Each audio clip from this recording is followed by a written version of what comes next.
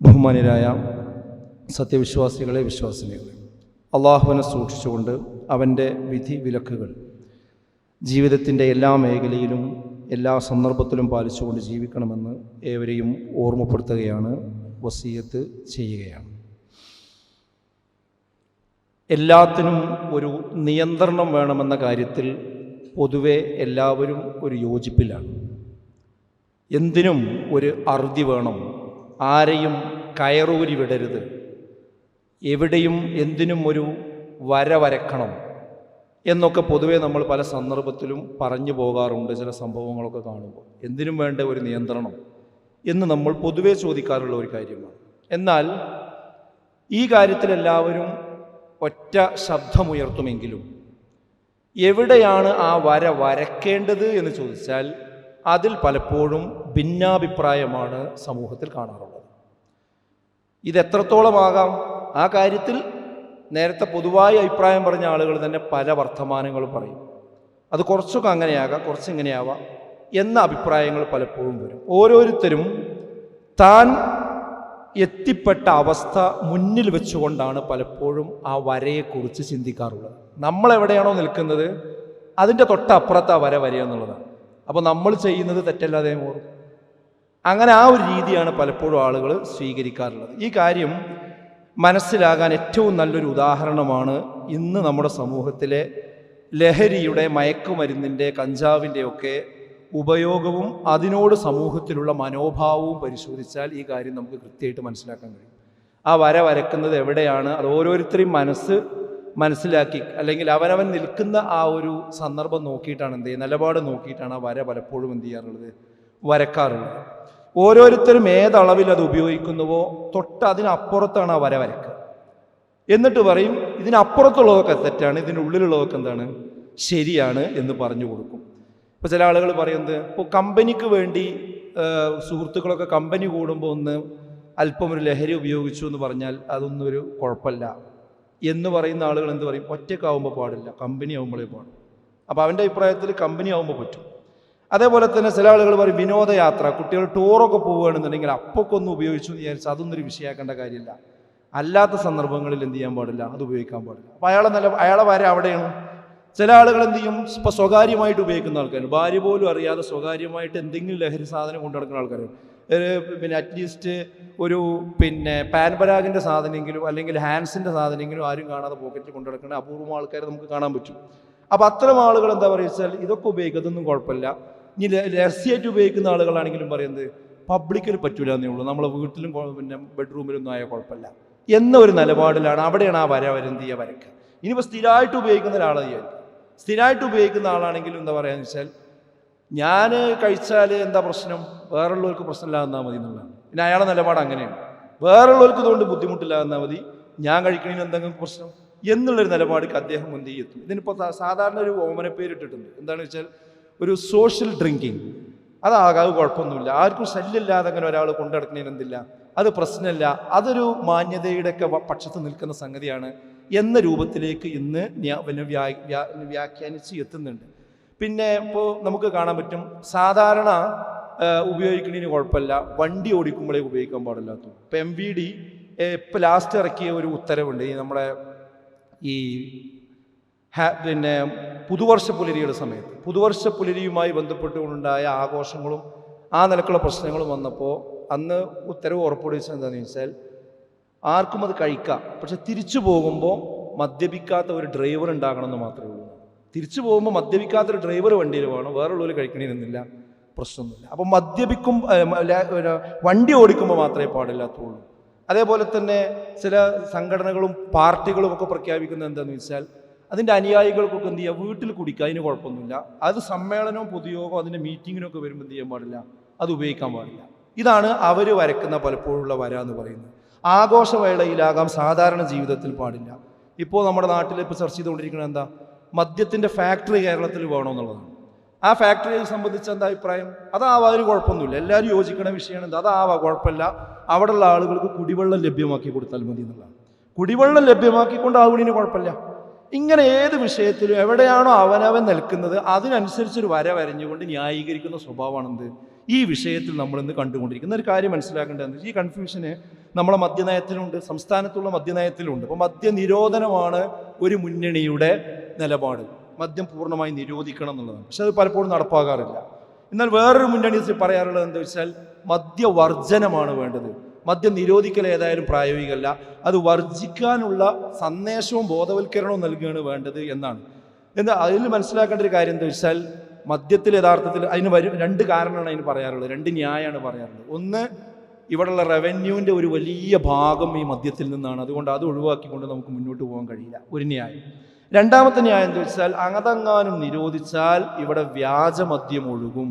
അപ്പോൾ വ്യാജ മദ്യം ഒഴുകി അത് ആളുകൾക്ക് പ്രശ്നം ഉണ്ടാക്കും, അതുകൊണ്ട് നല്ല മദ്യം കൊടുക്കുക എന്നുള്ളത്. അവിടെ മനസ്സിലാക്കേണ്ട ഒരു കാര്യം എന്താ വെച്ചാൽ മദ്യത്തിൽ വ്യാജനം നല്ലതൊന്നുമില്ല, അത് വെറുതെയാണ്, അത് വെറുതെ ഒരു ആലങ്കാരികമായി പറയുന്നു എന്ന് മാത്രമേ ഉള്ളൂ. അപ്പോൾ ഈ രണ്ട് ന്യായവും പറഞ്ഞുകൊണ്ടാണ് ഇത്തരം വിശദീകരണങ്ങളിലേക്കൊക്കെ നയങ്ങളിലേക്കൊക്കെ പലപ്പോഴും പോകുന്നത്. എന്നാൽ ഇവിടെ ഇതൊക്കെ കേട്ട് വായിച്ച് വിശ്വാസികളായ ആളുകൾക്ക് ഇപ്പോൾ ഒരു ആശയക്കുഴപ്പമുള്ള പോലെ ഇന്ന് സമുദായത്തിൽപ്പെട്ട ആളുകളും ഈ ന്യായമൊക്കെ പറഞ്ഞ് ഇതൊക്കെ ഉപയോഗിക്കും, അതിനുവേണ്ടി അരുനിന്നു കൊടുക്കുകയും ചെയ്യുന്നൊരു സ്വഭാവം നമ്മൾ കാണുന്നുണ്ട്. ഇവിടെ മനസ്സിലാക്കേണ്ടത് വിശ്വാസിയാണോ ഈ കാര്യത്തിൽ ഒരു കൺഫ്യൂഷനും നമുക്ക് ഉണ്ടാകേണ്ട കാര്യമില്ല. വിശുദ്ധ ഖുർആൻ ഇക്കാര്യം പറയുന്നുണ്ട്. എന്താ പറയുന്നത്? 2-ാം അധ്യായം 219-ാമത്തെ ആയത്ത്, യസ്അലൂനക അനിൽ ഖംറി വൽ മൈസിർ, മദ്യത്തെക്കുറിച്ചും ചൂതാട്ടത്തെക്കുറിച്ചും അവർ നിന്നോട് ചോദിക്കുന്നു. പ്രവാചകനോട് അല്ലാഹു പറയാണ്, നിന്നോട് അവർ ചോദിക്കുന്നു എന്താണ് മദ്യം, എന്താണ് ചൂതാട്ടം, അതെപ്പോഴാണ് തെറ്റാകുന്നത്, എപ്പോഴാണ് അത് തെറ്റല്ലാതെയാകുന്നത്, എന്താണ് ഇതിന്റെ മാനദണ്ഡം, എവിടെയാണ് വര, നിന്നോട് ചോദിക്കുന്നു. ഖുൽ, നീ പറയുക, എന്താ, ഫീഹിമാ ഇസ്മുൻ കബീർ, അതിൽ രണ്ടിലും ധാരാളമായി വലിയ പാപങ്ങളുണ്ട്, തെറ്റുകളുണ്ട്, തിന്മകളുണ്ട്. വമനാഫിഉൻ ലിന്നാസ്, എന്നാൽ ജനങ്ങൾക്ക് ചില ഉപകാരങ്ങൾ ഉണ്ടാവാം. അതാണ് പറഞ്ഞ വരുമാനം കിട്ടുക എന്നൊക്കെ പറഞ്ഞ സംഭവം. അങ്ങനെ ചില വരുമാനങ്ങൾ, ചില ഉപകാരങ്ങൾ ഒരു പക്ഷെ ഉണ്ടായേക്കാം. പിന്നെ പറഞ്ഞത് എന്താ, വഇസ്മുഹുമാ അക്ബറു മിൻ നഫ്ഇഹിമാ, ആ കിട്ടുന്ന ഉപകാരത്തെക്കാളും വലിയ തോതിലാണ് അതിന്റെ ദോഷമുള്ളത്, അതുകൊണ്ട് നിങ്ങൾ ഉപയോഗിക്കാൻ പാടില്ല. സത്യല്ലേ പറഞ്ഞത്? ഇപ്പൊ നമ്മുടെ നാട്ടിൽ വരുമാനത്തിന്റെ പേരും പറഞ്ഞ്, റവന്യൂ വരുമാനത്തിന്റെ പേരും പറഞ്ഞ് നടപ്പാക്കുകയാണ്. ഒരു ദിവസം നടക്കുന്ന ആക്സിഡന്റുകളിൽ നല്ലൊരു ഭാഗം മദ്യപിച്ചുകൊണ്ട് വണ്ടി ഓടിച്ചിട്ടാണ് എന്നുള്ള കണക്ക് നമ്മൾ എത്ര പ്രാവശ്യം നമ്മൾ വായിച്ചു പോയതാണ്. ഈ നാട്ടിലുണ്ടാകുന്ന കുടുംബ കലഹങ്ങളുടെ അടിയാധാരം എന്ന് പറയുന്നത് ഇതാണ് എന്നുള്ള കാര്യത്തിൽ ആർക്കാണ് തർക്കമുള്ളത്? അപ്പോൾ ഇതുകൊണ്ടുണ്ടാകുന്ന ഡാമേജും ഇതുകൊണ്ടുണ്ടാകുന്ന വരുമാനവും കൂട്ടി നോക്കിയാൽ ആ ഡാമേജാണ് ഏതും കൂടുതൽ എന്നുള്ളത് എന്നും അനുഭവിച്ചുകൊണ്ടിരിക്കുകയാണ്. അപ്പൊ വിശുദ്ധ ഖുർആൻ കൃത്യമായി നേരത്തെ പറഞ്ഞിട്ടുണ്ട്, നിങ്ങൾ എന്ത് ന്യായം ഉണ്ടെന്ന് പറഞ്ഞാലും അതിനേക്കാളും പ്രശ്നമാണ് എന്ത്, അതുകൊണ്ടുണ്ടാകുന്ന ബുദ്ധിമുട്ട് എന്നാണ്. അപ്പൊ മുസ്ലിങ്ങളാണോ വിശ്വാസികളാണോ ആ ന്യായം എന്നും പറഞ്ഞുകൊണ്ട് അതിന്റെ കൂടെ നമുക്ക് ആ നയത്തിന്റെ കൂടെ നിൽക്കാൻ പറ്റൂല. ഇതാണ് ഇസ്ലാമികമായി ഈ വിഷയത്തിലുള്ള വീക്ഷണം എന്ന് മനസ്സിലാക്കണം. പിന്നെന്താ, ചില ആൾക്കാർ പറയാറുള്ളത് എന്താണെന്ന് വെച്ചാൽ കുറച്ചൊക്കെ ആകണിയൊന്നും കുഴപ്പമില്ല എന്നുള്ളത്. എന്താ മുസ്ലിം ആണെങ്കിൽ എന്താ അംഗീകരിക്കേണ്ടത്? ഇതാ ജാബിർ ഇബ്നു അബ്ദുല്ല ഖാല റസൂലുള്ളാഹി സ്വല്ലല്ലാഹു അലൈഹി വസല്ലം, അല്ലാഹുവിന്റെ റസൂൽ പറയാ, മാ അസ്കറ കസീറുഹു ഫഖലീലുഹു ഹറാം എന്നാണ്. ധാരാളമായി ഉപയോഗിച്ചാൽ ലഹരി ഉണ്ടാകുന്നതെല്ലാം തന്നെ അല്പം ഉപയോഗിച്ചാൽ പോലും അത് തെറ്റാണ്, അത് കുറ്റമാണ്, അത് ഹറാമാണ്. അപ്പൊ കുറച്ചല്ലേ എന്നുള്ള ന്യായം ഒരു വിശ്വാസിക്കുന്നില്ല, ഒരു നിലക്കും സ്വീകരിക്കാൻ പാടില്ല. എത്ര കുറച്ചാണെങ്കിലും ഒന്നും ചെയ്യാൻ പാടില്ല, ഉപയോഗിക്കാൻ പാടില്ല. പിന്നെ ആളുകൾ ഒരു സമാധാനത്തിന് ചെയ്യാൻ വെച്ചാൽ മദ്യം എന്നൊക്കെ പറഞ്ഞത് ഗ്ലാസ്സിലൊക്കെ ഒഴിച്ച് ബാറിലൊക്കെ പോയി ഇങ്ങോട്ട് കുടിക്കുമ്പോഴല്ലേ പ്രശ്നമുള്ളൂ, ഞാൻ അങ്ങനെയൊന്നും ചെയ്യലില്ല എന്നുള്ളതാണ്. പിന്നെ അതിൻ്റെ പേര് രൂപമൊക്കെ മാറ്റി അത് വേറെ രൂപത്തിലേക്ക് കൊണ്ടുവരികയാണ് ചെയ്യുക. എന്നാൽ അതിനെക്കുറിച്ച് അള്ളാന്റെ റസൂൽ പറഞ്ഞു, ഇതൊക്കെ അള്ളാന്റെ റസൂൽ പറഞ്ഞിട്ടുണ്ട്. എന്താ പറഞ്ഞത്?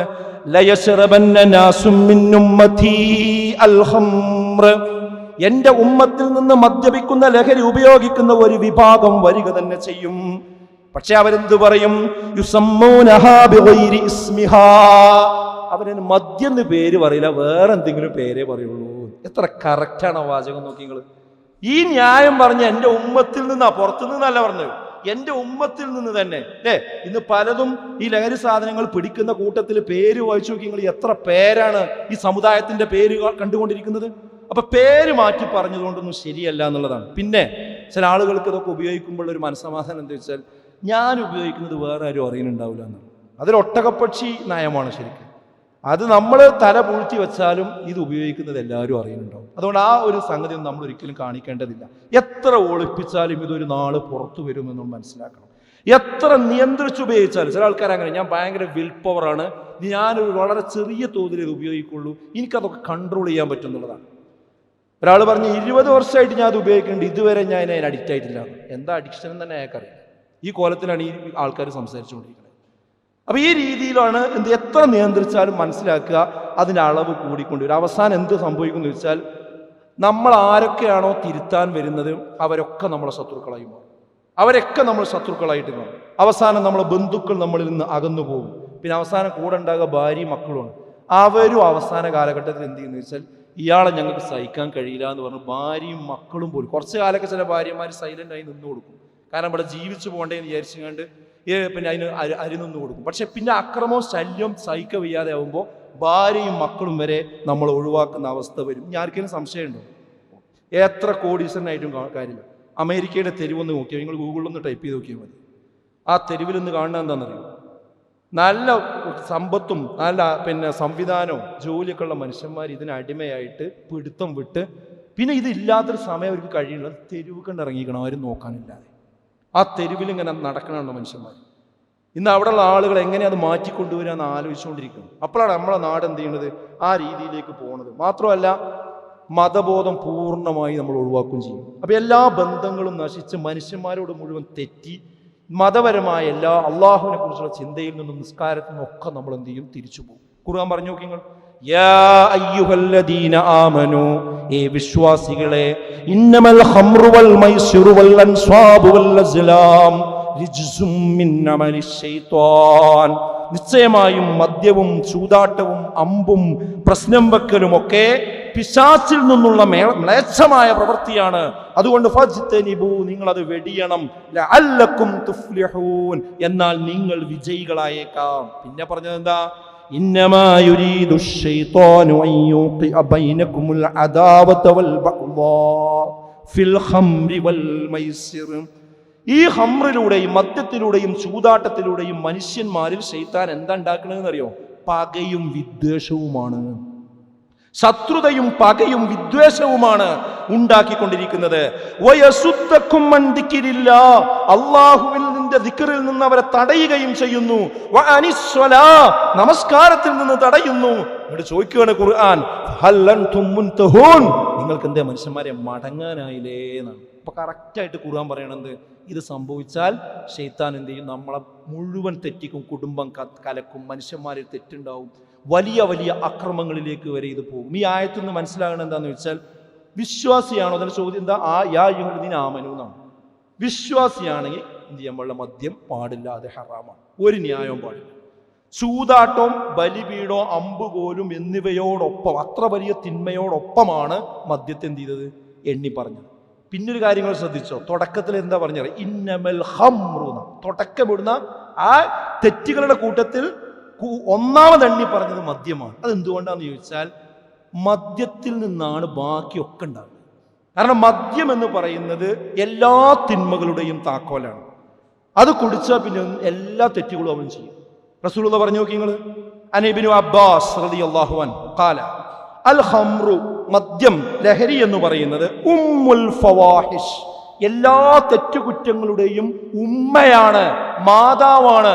അത് ഉപയോഗിച്ച് ശീലിച്ചാൽ പിന്നെ അവൻ വേറെ എന്തും ചെയ്തു പോകും. വഅക്ബറുൽ കബായിർ, അത് തെറ്റുകളിൽ വലിയ തെറ്റാണ്. മൻ ശരിബഹ, അതാരെങ്കിലും ഉപയോഗിച്ചാൽ, കുടിച്ചാൽ, വഖഅല ഉമ്മിഹി വഅമ്മതിഹി വഖാലതിഹി, അവൻ എന്ത് ചെയ്യും? അവന്റെ ഉമ്മയാകട്ടെ, അവന്റെ പിതൃ സഹോദരിയാകട്ടെ, അവന്റെ മാതൃ സഹോദരിയാകട്ടെ, അവരുടെ മേലിലൊക്കെ പോയി വീഴും. അവരെയൊക്കെ എല്ലാ ആവശ്യത്തിനും ഉപയോഗിക്കും. ഉമ്മേനെ നോക്കൂല, പെങ്ങളാ നോക്കൂല, അമ്മയെ നോക്കൂല, മൂത്തമ്മയെ നോക്കൂല, ഇളയമേണോ നോക്കൂല, സ്വന്തം മകളാണെന്ന പോലെ ഓർമ്മയുണ്ടാവുകയില്ല. ഞാൻ അധികം തഫ്സീറൊന്നും ഇതിന് പറയണ്ടല്ലോ. ദിവസവും പത്രം വായിക്കുന്ന, ചാനൽ കാണുന്ന ആളുകൾക്ക് ഇതിന് ഒരിക്കലും തഫ്സീർ ഞാൻ പറയേണ്ടതില്ല. കുറച്ച് മുമ്പാണ് സോഷ്യൽ മീഡിയയിൽ നിങ്ങൾ കണ്ടിട്ടുണ്ടാവും, ഒരു ചെറുപ്പക്കാരൻ കത്തി കൊണ്ടുപോയിട്ട് കാല് രണ്ടും പൊട്ടി പ്ലാസ്റ്ററിട്ട് കിടക്കുന്ന ഒരു പിതാവ് ഹോസ്പിറ്റലിൽ കിടക്കുക. എന്നിട്ട് റൂമിക്ക് വാതിൽ തള്ളി തുറന്ന് ചെന്നിട്ട് ഈ കത്തി ഉപയോഗിച്ച് മുകളിൽ കയറി ഇരുന്ന് കുത്തുക സ്വന്തം അച്ഛനെ. എവിടുന്നാണ് ഈ കുത്തളത് വരുന്നത്? ഈ സാധനം ഉപയോഗിച്ചിട്ടാണ് പോണത്. സ്വന്തം പിതാക്കൾ കാരണത്താൽ ഗർഭിണികളാകുന്ന 18 വയസ്സിന് താഴെയുള്ള കുട്ടികളുടെ എണ്ണം ഒറ്റപ്പെട്ടതല്ല ഇന്ന് കേരളത്തിൽ. ഇത് ഈ സാധനം ഉള്ളിൽ ചെന്നപ്പോഴാണ്. മാത്രമല്ല, ഇപ്പൊ കഴിഞ്ഞ ദിവസം നമ്മൾ കണ്ടത് എന്താ? സ്വന്തം ഉമ്മയെ ട്യൂമർ ബാധിച്ച് അതിന്റെ ചികിത്സയിൽ കഴിയുന്ന ഉമ്മയെ പോയിട്ട് സ്വന്തം അയൽപ്പക്കത്ത് നിന്ന് വാക്കത്തി വാങ്ങിക്കൊണ്ടുവന്ന് വെട്ടിയാണ് കൊന്നിക്കുന്ന ഒരു ചെറുപ്പക്കാരൻ. അവന് ബാംഗ്ലൂരിൽ നിന്ന് വന്നതാത്രേ. ഡി അഡിഷൻ ക്യാമ്പിൽ കൊണ്ടുപോയി ആക്കിയിട്ട് അവിടുന്ന് വന്നതാണ്. ഒരു സ്വന്തം ചെയ്തതാണ്. എവിടേക്കാണ് നമ്മളെ നാട് പോകുന്നത് നിങ്ങളൊന്ന് ആലോചിച്ച് നോക്കി. അതിന്റെ തൊട്ടടുത്ത ദിവസമാണ് തെക്കൻ കേരളത്തിൽ ഇതേപോലെ തന്നെ മുഖത്താ കുത്തിയത്. സ്വന്തം മകൻ മുഖത്ത് പോയി കുത്തി. അതിന്റെ തൊട്ടടുത്ത ദിവസമാണ് സൗദി അറേബ്യയിൽ. കേട്ടാ തോന്നുന്നു സൗദി അറേബ്യത്തെ വാർത്തയാണ് അവിടുത്തെ ആൾക്കാരല്ല. ഇവിടുന്ന് ഒരു കുടുംബം മദ്യത്തിന്റെ ലഹരിക്ക് അടിമയായിട്ട് ആ ചെറുപ്പക്കാരനെ നന്നാക്കാൻ വേണ്ടി അച്ഛൻ എന്ത് ചെയ്തതാണ്? അങ്ങോട്ട് കൂട്ടിക്കൊണ്ടുപോയത് പണിസ്ഥലത്തേക്ക്. എന്നിട്ട് ഇവ രാത്രി അച്ഛൻ കിടന്നുറങ്ങുന്ന സമയത്ത് കണ്ണ് ചൂഴ്ന്നെടുത്തുക സ്വന്തം അച്ഛൻ്റെ, ജീവുള്ള മനുഷ്യൻ്റെ. നമ്മളൊന്ന് ആലോചിച്ച് നോക്കി, എന്താ ഇത് സംഭവിക്കുന്നത് നമ്മുടെ നാട്ടിൽ? നിങ്ങളൊന്ന് ആലോചിച്ച് നോക്കി. കുട്ടികൾ ഈ മദ്യപിച്ചുകൊണ്ട് അടി കൂടുന്ന രംഗം റോഡുകളിൽ നമ്മൾ യൂണിഫോം ഇട്ട കുട്ടികളിൽ നമ്മൾ കണ്ടുകൊണ്ടിരിക്കുകയാണ്. ആർക്കും വഴങ്ങാത്തൊരു തലമുറയായി നമ്മളെ തലമുറ മാറിക്കൊണ്ടിരിക്കുകയാണ്. ലഹരിയുള്ള ഒരാൾ ഒരു വീട്ടിലുണ്ടെങ്കിൽ ഒരു ഭീഷണിയാണ് സുഹൃത്തുക്കൾ. ഇന്ന് കേരളത്തിൽ വൃദ്ധരായ മാതാപിതാക്കളുടെ ഒറ്റക്കാകുന്ന അവസ്ഥ എന്ന് വർദ്ധിച്ചുകൊണ്ടിരിക്കുകയാണ്. എല്ലാവരും അവിടെയും ഇവിടെയും. പിന്നെ ഏതെങ്കിലും ഒരു മകനുണ്ടാവും. ആ മകൻ ഇപ്പോഴും നമ്മൾ പ്രാർത്ഥിക്കണം, എന്തിൻ്റെ മകൻ വൈകുന്നേരം ആകുമ്പോൾ ഒന്ന് വീട്ടിലേക്ക് വരട്ടെ എന്നല്ല പ്രാർത്ഥിക്കാം. പല രക്ഷിതാക്കളും പ്രാർത്ഥിക്കണം എന്താണ്? അവനൊന്ന് വരാതിരുന്നെങ്കിൽ എന്നാണ്. ഇന്ന് രാത്രി ഒന്ന് വരാതിരുന്നെങ്കിൽ എന്നാണ്. കാരണം എന്താ? 4 കാലമേ കയറി വരുന്നത്. എന്നിട്ട് ഈ പ്രായമുള്ള മനുഷ്യന്മാരെ നോക്കണില്ല, മരുന്ന് കൊടുക്കണില്ല, ഭക്ഷണം കൊടുക്കണില്ല, അവരെ ഉപദ്രവിക്കുക, അവരെടുത്തുള്ള സ്വത്ത് തട്ടിയെടുക്കുക. ആ കാശ് തന്നില്ലെങ്കിൽ കത്തിയും കൊണ്ട് നേരിച്ചില്ല. എത്ര വീടുകളെ കഷ്ടപ്പെടുന്നതെന്നറിയും. ഇത് പിടുത്തം വിട്ടു പോയിട്ടുണ്ട് സുഹൃത്തുക്കൾ. എത്ര പ്രമുഖനാണെങ്കിലും ലഹരിയുള്ള ഒരാൾ കുടുംബത്തിലുണ്ടെങ്കിൽ അപമാനിതനാകാൻ അത് മാത്രം മതി. പലരും വാനോളം പുകഴ്ത്തുന്ന ചില ചലച്ചിത്ര താരങ്ങളും സംവിധായകന്മാരൊക്കെ ഉണ്ട്. അവരൊക്കെ ഇത് ഉപയോഗിച്ചിട്ട് എന്തൊക്കെ ഗോഷ്ഠികളാണ് കാണിച്ചു കൊടുക്കുന്നത്. സിറ്റ് ഔട്ടിൽ ബാൽക്കണിയിൽ നിന്നുകൊണ്ട് തുണി പൊക്കി കാണിച്ചു കൊടുക്കുക. ഇവരാണ് വലിയ ആവിഷ്കാര സ്വാതന്ത്ര്യത്തിൻ്റെ ആൾക്കാരായിട്ട് നമ്മളെ സമുദായം പോലെ പിന്നാലെ ലൈക്കടിച്ചാണ് കൂടുന്നത്. ഇതൊക്കെ സംഭവിക്കണമെന്ന് വെച്ചാൽ ഈ സാധന അകത്തി എന്നാൽ എന്തും മനുഷ്യനാണ്. അതുകൊണ്ട് എനിക്ക് എൻ്റെ സത്യവിശ്വാസികളോട് സൂചിപ്പിക്കാനുള്ളത്, നമ്മളോ നമ്മുടെ വീട്ടിലോ നമ്മുടെ കുടുംബത്തിലോ ഇത്തരം സംഗതികളില്ല എന്ന് നമ്മൾ ഉറപ്പുവരുത്തണം. അതിലിടപെടണം. ഒരു കോംപ്രമൈസ് ഉണ്ടാകാൻ പാടില്ല. അതിനോട് യാതൊരു രാജിയുമാകുമ്പോൾ ഒരു ന്യായം നമുക്ക് പറയാൻ പാടില്ല. അത് നമുക്ക് പറ്റൂല. അത് വിശ്വാസികൾക്ക് നിലക്കും പറ്റൂല. അള്ളാഹു എല്ലാ മുസീബത്തുകളിൽ നിന്നും കെടുതികളിൽ നിന്നും നമ്മെയും നമ്മുടെ കുടുംബത്തെയും കാത്തുരക്ഷിക്കുമാറാകട്ടെ. അൽഹംദുലില്ലാഹ് വസ്സലാത്തു വസ്സലാമു അലാ റസൂലില്ലാഹി വഅലാ ആലിഹി വസഹ്ബിഹി അജ്മഈൻ. അമ്മാ ബഅദ്. ബഹുമാന്യരായ സത്യവിശ്വാസികളെ, വിശ്വാസികൾ, അള്ളാഹുവിനെ സൂക്ഷിച്ച് ജീവിക്കണമെന്ന് ഒരിക്കൽ കൂടി ഓർമ്മപ്പെടുത്തുകയാണ്, വസിയ്യത്ത് ചെയ്യുകയാണ്. ഈ കാര്യങ്ങളൊക്കെ പറയുമ്പോഴും ഇത് വല്ലാതെ ഉപയോഗിക്കുന്ന ആളുകൾ ചിന്തിക്കാറുള്ളൊരു കാര്യം എന്താണെന്ന് ചോദിച്ചാൽ, എൻ്റെ ശരീരത്തിലല്ലേ ഞാൻ ഉപയോഗിക്കുന്നത്, അതിന് നിങ്ങൾക്കെന്താ കുഴപ്പമെന്നാണ്. അപ്പോൾ നമ്മൾ മുമ്പൊക്കെ പറഞ്ഞു കൊടുക്കും, നിൻ്റെ കരളടിച്ചു പോവും, നിനക്ക് ലിവർ സിറോസിസ് ഉണ്ടാവും, അതല്ലെങ്കിൽ വേറെന്തെങ്കിലും തകരാറുണ്ടാവും, പാൻക്രിയാസ് പോവും. ഇങ്ങനെയൊക്കെ പറഞ്ഞാൽ ഇപ്പോഴത്തെ തലമുറ ചോദിക്കണം എന്താ വെച്ചാൽ അതിനെന്താ കുഴപ്പമെന്നാണ്. കാരണം എന്താ? എൻ്റെ ശരീരം എൻ്റെ അവകാശമാണ്. My body my right. ഇതാണ് പുതിയ തത്വം. ഇതാണ് പുതിയ തത്വശാസ്ത്രം പുതിയ തലമുറക്ക് പഠിപ്പിച്ചു കൊടുത്തത്. എൻ്റെ ശരീരം എൻ്റെ അവകാശമാണ്. അതെങ്ങനെ ചെലവഴിക്കണം എന്ന് ഞാനാണ് തീരുമാനിക്കേണ്ടത്. അതുകൊണ്ട് ഞാൻ മദ്യപിച്ച് ലഹരി ഉപയോഗിച്ച് ഇവിടെ ഒരു 70-80 കൊല്ലമൊന്നും ജീവിക്കാൻ ഞാൻ ഉദ്ദേശിക്കുന്നില്ല. 5 കൊല്ലം ജീവിക്കുന്നുള്ളൂ. അത് അടിച്ചു പൊളിച്ച് ജീവിക്കുക, അത്രയാണ് ഉദ്ദേശിക്കുന്നത്. പിന്നെ എന്താ അവരോട് പറയാം? ഇതാണ് ഇന്നത്തെ പ്രശ്നം. ഇത് അടിസ്ഥാന വിഷയം അവിടെയാണ്. ഈ സിദ്ധാന്തങ്ങൾ കൊണ്ടുവരുന്നവരാണ് നമ്മളെ മക്കളെ ഈ രീതിയിലേക്ക് കൊണ്ടുപോകുന്നത്. ഇങ്ങനെ ന്യായം പറയുന്നവരോട് എനിക്ക് പറയാനുള്ളത് എന്താണെന്ന് ചോദിച്ചാൽ, എന്താ സംഭവിക്കുക? ഒന്ന്, ദുനിയാവിൽ മാനം കെട്ടിട്ടേ പോകുള്ളൂ, സംശയിക്കൊന്നും വേണ്ട. രണ്ടാമത്തെ എന്താ വെച്ചാൽ, അവസാന കാലത്ത് നമ്മൾ ആരെയോ കാട്ടി അകറ്റിയോ അവരുടെ കാരുണ്യം കാത്ത് നമ്മൾ കഴിയേണ്ടി വരും. കാരണം ഇതൊക്കെ പറയപ്പോഴറിയാം, 2 കാലം നടക്കാൻ പറ്റുമ്പോഴും കുറച്ച് കാശുണ്ടാകുമ്പോഴേ ഉള്ളൂ. ഇത് രണ്ടും ആരോഗ്യമാണ് പോവുക, കാശുകൊണ്ടില്ലാതെ ആയി കഴിഞ്ഞാൽ പിന്നെ നമ്മൾ ആട്ടിയിറക്കിയ ഭാര്യയും മക്കളും നമ്മുടെ കുടുംബങ്ങളുടെ അവരുടെ കാരുണ്യമാണ് ഒരു ഗ്ലാസ് വെള്ളം കിട്ടണമെങ്കിൽ, അല്ലെങ്കിൽ ഒരു ബാത്റൂം കിടക്കും. ഇനി അതിന് അഭിമാനം സഹിക്കാൻ വയ്യാത്തവർ എന്താ ചെയ്യാന്ന് വെച്ചാൽ അപ്പോഴാണ് റോട്ടിൽ ഇറങ്ങുക. ഈ റോട്ടിൽ കൂടി അലഞ്ഞു തിരിഞ്ഞ് നടക്കുന്നുണ്ടല്ലോ. ഞാനൊന്നും അങ്ങനെ ആകൂല എന്നാണ് പല മാന്യന്മാരും വിചാരിക്കുന്നത്. അങ്ങനെ ഉണ്ടാവും. ആ മാന്യന്മാർ ഈ മദ്യപിച്ച് ലഹരി കെട്ട് നടക്കുന്ന ആരും ഇല്ലാത്ത ആൾക്കാരൊന്നും ഇൻ്റർവ്യൂ നടത്തി കൊണ്ടു. അവരെ വീടും തറവാടും നാടും ഒക്കെ നല്ല തറവാട്ടുപെട്ടവർ തന്നെയാവും ഈ കോലത്തിലാണ് പുറത്തിറങ്ങുന്നത്. ചില ആൾക്കാർ അതിനാവൂല എന്ന് വിചാരിച്ചിട്ട് എന്ത് ചെയ്യും? ഒരാൾ പറഞ്ഞാൽ എന്താ പറയുക, ഞാൻ കുടിക്കും, എൻ്റെ അവസാനത്തെ 1 സെൻറ്റ് സ്ഥലം ഉണ്ടെങ്കിൽ അതും ഞാൻ വിറ്റിട്ട് എന്ത് ചെയ്യും, ഒരു വിഷത്തിന് കാശ് ബാക്കിയാകുന്നത് വരെ ഞാൻ കൊടുക്കും, എന്നിട്ട് ഞാനാണ് കഴിച്ചുകൊണ്ട് മരിക്കുന്നത്. അപ്പോൾ മരിച്ചാൽ വിഷയം തീരുന്ന എന്ന് ഉറപ്പിച്ചോളിയും. വിശ്വാസികളെ സംബന്ധിച്ചിടത്തോളം മരിച്ച വിഷയം തീരൂല. ഫൈനൽ എക്സിറ്റ് എന്നാണ് സാധാരണ ആത്മഹത്യ മരണത്തിന് ആൾക്കാർ പേരുള്ളത്. അത് ഫസ്റ്റ് എൻട്രൻസ് ആണ്. ആ കബറിലാണ് കൊണ്ടുപോയി വെച്ച് എല്ലാവരോടും മടങ്ങിയാൽ അവിടെ മലക്കട് വരും, രണ്ടാമത് ജീവനുണ്ടിടും. സംശയിക്കൊന്നും വേണ്ട, അവിടുന്ന് ചോദ്യം തുടങ്ങും. ഈ മൂർധാവിൽ അടി കിട്ടും. ഒരാളും അത് തടക്കാണ്ടാവില്ല, ഒറ്റയ്ക്ക് അനുഭവിക്കേണ്ടി വരും. പിന്നെ അതാണ് കഴിഞ്ഞാൽ രണ്ടാമത് ഖിയാമത്ത് നാൾ എഴുന്നേറ്റ് വരുമ്പോൾ എന്താ അവസ്ഥ? ഈ പടച്ച തമ്പുരാന്റെ ആയത്തുകളെ നിഷേധിച്ച് ഹറാമുകൾ ചെയ്തു പോയ ആൾക്കാരെ പറ്റി ഖുർആൻ പറഞ്ഞത് എന്താ? ഇന്നല്ലദീന കഫറൂ ബിആയാതിനാ, നമ്മുടെ ഈ ദൃഷ്ടാന്തങ്ങൾ നിഷേധിച്ച് തള്ളിയ ആളുകളുണ്ടല്ലോ, സൗഫ നുസ്ലീഹിം നാറാ, അവരാ നരകാഗ്നിയിൽ അവർ കത്തി എരിയുന്നതാണ്. സ്വലാ എന്ന് പറഞ്ഞാൽ എന്താ അർത്ഥം എന്നറിയോ? ഈ തൊലി ഇങ്ങനെ കത്തും, അത് കത്തിപ്പോയി കരിക്കട്ടയായി മരിക്കൂല, നരകത്തിൽ മരിക്കൂല. രണ്ടാമത് തൊലി തരും. കുല്ലമാ നളിജത് ജുലൂദുഹും ബദ്ദൽനാഹും ജുലൂദൻ ഗൈറഹാ. ഒരു തൊലി ഇങ്ങനെ കത്തി കത്തി വെന്തു പോകുമ്പോൾ അതിന് പകരം അതാ വീണ്ടും തൊലി നൽകിക്കൊണ്ടിരിക്കുന്നു. എന്തിനാണത്? ലിയദൂഖുൽ അദാബ്. ഈ തൊലിമ കത്തുമ്പോ തന്നെയാണ് എന്ത് ചെയ്യുക? വേദന ഉണ്ടാകുക. വേദനിപ്പിക്കാൻ തന്നെയാണ് ഖുർആൻ പറയുന്നത്. ലിയദൂഖു, അവരാസ്വദിപ്പിക്കാനാണ്. അൽ അദാബ്, ശിക്ഷ. ഇന്നല്ലാഹ കാന അസീസൻ ഹകീമാ, അല്ലാഹു യുക്തിമാനും പ്രതാപവാനും തന്നെയാകുന്നു എന്നാണ്. അപ്പൊ ആ നരകാഗ്നിയിൽ തടുക്കാൻ കഴിയില്ല.